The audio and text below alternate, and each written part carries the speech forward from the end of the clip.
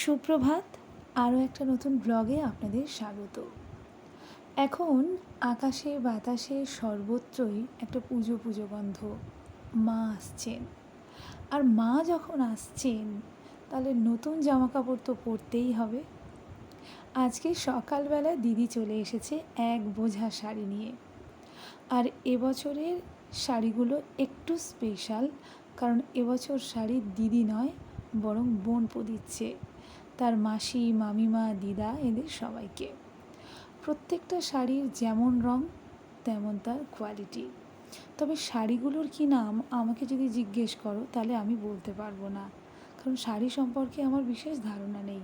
আর এই শাড়িটা ছিল আমার মায়ের জন্য। যাই হোক, তারপর চলে গেলাম স্কুলে। ফেরার পথে আজকে পা ভ্যানে করে বাড়ি ফিরলাম।